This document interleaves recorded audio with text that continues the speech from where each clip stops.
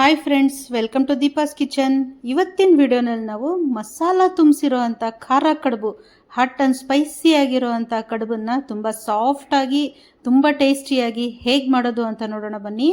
ಮಧ್ಯಾಹ್ನದ ಊಟಕ್ಕೆ ಸಂಜೆ ಸ್ನ್ಯಾಕ್ಸ್ಗೂ ಆಗೋ ಥರ ರುಚಿಯಾಗಿರೋ ಅಂಥ ಖಾರ ಕಡುಬನ್ನು ಶುರು ಮಾಡೋಣ.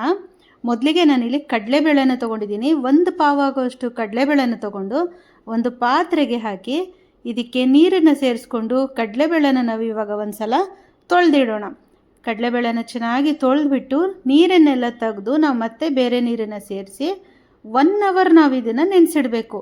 1 ಅವರ್ 1.5 ಅವರ್ ಚೆನ್ನಾಗಿ ಕಡಲೆಬೇಳೆ ನೆನೆಯೋ ಅಷ್ಟರಲ್ಲಿ ಮಸಾಲೆಗೆ ಬೇಕಿರೋ ಪದಾರ್ಥಗಳನ್ನು ನೋಡೋಣ. 1 ಇಂಚಷ್ಟು ಚಕ್ಕೆ, 5 ರಿಂದ 6 ಲವಂಗ, 1 ಸ್ಪೂನಷ್ಟು ಅರಿಶಿನ, ರುಚಿಗೆ ತಕ್ಕಷ್ಟು ಉಪ್ಪು, 2 ಇಂಚಷ್ಟು ಶುಂಠಿ, 1 ಫುಲ್ ಬೆಳ್ಳುಳ್ಳಿ, 20 ಹಸಿಮೆಣಸಿನ್ಕಾಯಿನ ಮಾತ್ರ ಸ್ವಲ್ಪ ಜಾಸ್ತಿ ತೊಗೊಳ್ಳಿ. ಯಾಕಂದರೆ ಅಕ್ಕಿ ಹಿಟ್ಟಿನ ಜೊತೆ ನಾವು ಕಡುಬು ಮಸಾಲೆನ ಬೇಯಿಸ್ಕೋಬೇಕಾದ್ರೆ ಖಾರ ಕಮ್ಮಿ ಆಗುತ್ತೆ. ಅದ್ರ ಜೊತೆಗೆ 3 ಮೀಡಿಯಮ್ ಸೈಜ್ ಈರುಳ್ಳಿ, 1 ಹಿಡಿಯಷ್ಟು ಕೊತ್ತಂಬರಿ ಸೊಪ್ಪು, 1 ಹಿಡಿಯಷ್ಟು ಸಬ್ಸಿಗೆ ಸೊಪ್ಪು ಹಾಕೋದ್ರಿಂದ ಕಡುಬು ಪರಿಮಳ ಗಮ್ಮಂತ ಇರುತ್ತೆ, ತುಂಬ ಚೆನ್ನಾಗಿ ಬರುತ್ತೆ. ಇದನ್ನೆಲ್ಲ ಸಣ್ಣಗೆ ಕಟ್ ಮಾಡಿ ರೆಡಿ ಮಾಡಿ ಸೈಡಲ್ಲಿಡೋಣ. ಈಗ ಅಗಲವಾಗಿ ದಪ್ಪ ತಳ ಇರೋ ಅಂಥ ಪಾತ್ರೆಗೆ 1 ತಂಬಿಗೆಯಷ್ಟು ನೀರನ್ನು ಹಾಕಿ ರುಚಿಗೆ ತಕ್ಕಷ್ಟು ಉಪ್ಪನ್ನು ಸೇರಿಸಿ ಚೆನ್ನಾಗಿ ಕುದಿಸ್ಕೊಳ್ಳೋಣ. ನೀರು ಚೆನ್ನಾಗಿ ಕುದಿ ಬಂದಮೇಲೆ ಲೋ ಫ್ಲೇಮಲ್ಲಿ 1 ಪಾವಷ್ಟು ಅಕ್ಕಿ ಹಿಟ್ಟನ್ನು ಸೇರಿಸ್ಕೋಬೇಕು. ಲೋ ಫ್ಲೇಮಲ್ಲಿಟ್ಟೆ ನಾವು ಇದನ್ನು ಚೆನ್ನಾಗಿ ಈ ಥರ ಮಿಕ್ಸ್ ಮಾಡ್ಕೋಬೇಕು. 1 ಪಾವ್ ಅಕ್ಕಿ ಹಿಟ್ಟು 1 ತಂಬಿಗೆ ನೀರು ಕರೆಕ್ಟಾಗಿ ಮೆಷರ್ಮೆಂಟ್ ಬರುತ್ತೆ. ಇದನ್ನು ಚೆನ್ನಾಗಿ ನೋಡಿ ಈ ಥರ ಅಂಟು ಬರ್ದಿರ ಇರೋ ಥರ, ಕೈಗೆ ಅಂಟದಿರ ಇರೋ ಹಾಗೆ ಇದನ್ನು ರೆಡಿ ಮಾಡಿ ತಣ್ಣಗಾಗೋದಕ್ಕೆ ಬಿಡೋಣ. ಅಕ್ಕಿ ಹಿಟ್ಟು ತಣ್ಣಗಾಗೋಷ್ಟರಲ್ಲಿ ನಾವಿಲ್ಲಿ ಖಾರನ ಗ್ರೈಂಡ್ ಮಾಡಿ ಇಟ್ಕೊಳ್ಳೋಣ.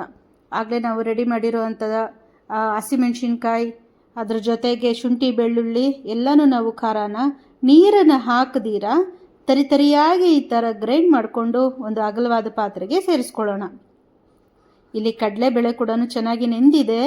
ಈಗ ಇದರಲ್ಲಿರುವಂಥ ನೀರನ್ನೆಲ್ಲ ತೆಗೆದು ಬರೀ ಕಡಲೆಬೇಳೆನ ಮಾತ್ರ ನಾವು ಸ್ವಲ್ಪ ಅದೇ ಜಾರ್ಗೆನೆ ಹಾಕಿ ಇದನ್ನು ಕೂಡ ನಾವು ತರಿಯಾಗಿ ಗ್ರೈಂಡ್ ಮಾಡ್ಕೊಳ್ಳೋಣ. ತುಂಬ ಪೇಸ್ಟ್ ಥರ ಇಲ್ದಿರ ಸ್ವಲ್ಪ ಚೆನ್ನಾಗಿ ಬೇಳೆ ಇರೋ ಥರ ಗ್ರೈಂಡ್ ಮಾಡಿಕೊಂಡು ಇದನ್ನು ಖಾರದ ಜೊತೆಗೆ ತೆಗೆದಿಡೋಣ. ನೋಡಿ, ಇಲ್ಲಿ ಖಾರ ಹಾಗೆ ಕಡಲೆಬೇಳೆ ಗ್ರೈಂಡ್ ಮಾಡಿದ್ದಾಗಿದೆ. ಈಗ ಇದಕ್ಕೆ ನಾವು ಆಗಲೇ ಕಟ್ ಮಾಡಿ ಇಟ್ಟಿರೋ ಅಂಥ ಈರುಳ್ಳಿ, ಕೊತ್ತಂಬರಿ ಸೊಪ್ಪು ಹಾಗೆ ಸಬ್ಸಿಗೆ ಸೊಪ್ಪನ್ನು ಸೇರಿಸ್ಕೊಳ್ಳೋಣ. ಆದಷ್ಟು ಸಣ್ಣಗೆ ಕಟ್ ಮಾಡ್ಕೊಳ್ಳಿ, ಆಗ ತುಂಬ ಚೆನ್ನಾಗಿ ಬರುತ್ತೆ ಕಡುಬು. ಇದನ್ನೆಲ್ಲ ಸೇರಿಸಿದ್ದಾದಮೇಲೆ ಕೈಯಿಂದ ನಾವು ಇಲ್ಲಿ ಕಂಪ್ಲೀಟಾಗಿ ಬೇಳೆ ಜೊತೆಗೆ ಉಪ್ಪು ಖಾರ ಹಿಡಿಯೋ ಥರ ಮಸಾಲೆನ ಈ ಥರ ಮಿಕ್ಸ್ ಮಾಡ್ಕೋಬೇಕು. ಚೆನ್ನಾಗಿ ಕಲಸಿಟ್ಕೊಂಡ್ರೆ ಇಲ್ಲಿ ಮಸಾಲ ರೆಡಿಯಾಗಿದೆ. ಇದನ್ನು ಸೈಡಲ್ಲಿಟ್ಟು ಈಗ ಇಲ್ಲಿ ಅಕ್ಕಿ ಹಿಟ್ಟು ಕೂಡ ಚೆನ್ನಾಗಿ ತಣ್ಣಗಾಗಿದೆ. ಆಗಲೇ ನಾವು ಬೇಯಿಸಿದ್ವಲ್ಲ, ಇದನ್ನು ಇವಾಗ ನಾವು ಚೆನ್ನಾಗಿ ಈ ಥರ ನಾದಿ ಇಟ್ಕೋಬೇಕು. ನಾವು ಎಷ್ಟು ಚೆನ್ನಾಗಿ ನಾದಿಡ್ತೀವಿ ಹಿಟ್ಟು ಅಷ್ಟು ಚೆನ್ನಾಗಿ ಕಡುಬು ಸಾಫ್ಟಾಗಿ ಬರುತ್ತೆ. ಸ್ವಲ್ಪನೂ ಗಂಟಿಲ್ದಿರ ಈ ಥರ ರೆಡಿ ಮಾಡ್ಕೊಳ್ಳೋಣ. ನೋಡಿ, ಸ್ವಲ್ಪನೂ ಕೈಗೆ ಅಂಟಿದಿರ ಸಾಫ್ಟಾಗಿ ಇದನ್ನು ನಾವು ರೆಡಿ ಮಾಡಿ ಒಂದು ಸೈಡಲ್ಲಿ ಇಡೋಣ. ಈಗ ಸ್ವಲ್ಪ ಕೈಗೆ ಎಣ್ಣೆನ ಸವರ್ಕೊಂಡು ಅರ್ಧ ಹಿಡಿಯಷ್ಟು ಹಿಟ್ಟನ್ನು ತೊಗೊಂಡು ನಾವು ಉಂಡೆನ ಮಾಡ್ಕೋಬೇಕು. ನೋಡಿ, ಈ ಥರ ಸ್ವಲ್ಪ ಉಂಡೆನ ತೊಗೊಂಡು ಅರ್ಧ ಹಿಡಿಯಷ್ಟು ತೊಗೊಂಡ್ರೆ ಕರೆಕ್ಟಾಗಿ ಬರುತ್ತೆ. ಇದನ್ನು ಅಂಗೈಯಲ್ಲಿ ಈ ಥರ ಟೈಟಾಗಿ ಪ್ರೆಸ್ ಮಾಡಿ ಗಂಟಿಲ್ದಿರ ಸಾಫ್ಟಾಗಿ ಕ್ರ್ಯಾಕ್ ಇಲ್ದಿರ ನಾವು ಉಂಡೆನ ರೆಡಿ ಮಾಡ್ಕೋಬೇಕು. ಒಳ್ಳೆ ರಸಗುಲ್ಲ ಕಂಡಂಗೆ ಕಾಣ್ತಾ ಇದೆ. ಈಗ ಇದನ್ನು ನಾವು ಅಕ್ಕಿ ಹಿಟ್ಟಲ್ಲಿ ಡಿಪ್ ಮಾಡಿ ಕೈಯಿಂದನೇ ನಾವು ಈ ಥರ ಬೋಲನ್ನು ರೆಡಿ ಮಾಡ್ಕೊಳ್ಳೋಣ. ಇದನ್ನು ನಾವು ಪೂರಿ ಥರ ಲಟ್ಟಿಸ್ಕೊಂಡು ಬೇಕಿದ್ರೂ ಕಡುಬನ್ನು ರೆಡಿ ಮಾಡ್ಬೋದು. ಆದರೆ ಕೈಯಿಂದ ಈ ಥರ ಬೋಲನ್ನು ರೆಡಿ ಮಾಡಿದ್ರೆ ಕಡುಬು ರೆಡಿ ಆದಮೇಲೆ ಪುಡಿ ಆಗದಿರ ಇರುತ್ತೆ, ಕ್ರ್ಯಾಕ್ ಬರೋದಿಲ್ಲ, ಅದ್ರ ಜೊತೆಗೆ ರಫ್ ಇಲ್ದಿರ ಸಾಫ್ಟಾಗಿ ಬರುತ್ತೆ. ನೋಡಿ, ಎಷ್ಟು ಚೆನ್ನಾಗಿ ಬೋಲ್ ರೆಡಿಯಾಗಿದೆ, ತೆಳುವಾಗಿ ಬಂದಿದೆ. ಈ ಥರ ತೆಳುವಾಗಿ ನಾವು ಕೈಯಿಂದ ರೆಡಿ ಮಾಡಿಕೊಂಡು ಬೋಲನ್ನು ಮಸಾಲೆನ ಇದರಲ್ಲಿ ತುಂಬಿಸ್ಕೊಳ್ಳೋಣ. ಮಸಾಲೆ ಇಲ್ಲಿ ಫಿಲ್ ಮಾಡೋದಕ್ಕೆ ಎಷ್ಟು ಬೇಕೋ ಅಷ್ಟು ಮಸಾಲೆನ ನಾವು ತುಂಬಿಸ್ಕೊಂಡು ಮೇಲೆ ಪ್ರೆಸ್ ಮಾಡೋ ಅಷ್ಟು ಗ್ಯಾಪನ್ನು ಕೊಡಿ. ಸೊ ಈ ಥರ ರೆಡಿ ಆದಮೇಲೆ ಮಸಾಲೆನ ತುಂಬಿಸಿದ್ಮೇಲೆ ಇದನ್ನು ಈ ಥರ ಪ್ರೆಸ್ ಮಾಡ್ಕೊಳ್ಳೋಣ. ಖಾರ ಕಡುಬಾಗಿರೋದ್ರಿಂದ ಎರಡೂ ಕಡೆ ನಾವು ಸ್ವಲ್ಪ ಕಡುಬೆ ಈ ಥರ ಗ್ಯಾಪನ್ನು ಕೊಡಬೇಕು.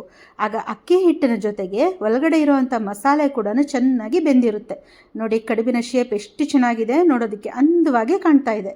ಈಗ ಇದೇ ಥರ ಎಲ್ಲ ರೆಡಿ ಆದಮೇಲೆ ಇಡ್ಲಿ ಪ್ಲೇಟ್ಗೆ ನಾವು 1 ಡ್ರಾಪ್ ಅಷ್ಟು ಎಣ್ಣೆನ ಹಾಕಿ ಎಣ್ಣೆನ ಸವರ್ಕೊಳ್ಳೋಣ. ಈ ಥರ ಮಾಡೋದ್ರಿಂದ ಕಡುಬು ಇದರಲ್ಲಿಟ್ಟು ಬೇಯಿಸ್ಕೋಬೇಕಾದ್ರೆ ಅಂಟದಿರ ಬರುತ್ತೆ. ಇದನ್ನೆಲ್ಲ ಈ ಥರ ಎಣ್ಣೆ ಸವರಿದ ಮೇಲೆ ರೆಡಿ ಮಾಡಿರೋವಂಥ ಕಡುಬನ್ನು ಜೋಡಿಸ್ಕೊಳ್ಳೋಣ. ತುಂಬ ಚೆನ್ನಾಗಿ ಕಾಣ್ತಿದೆ.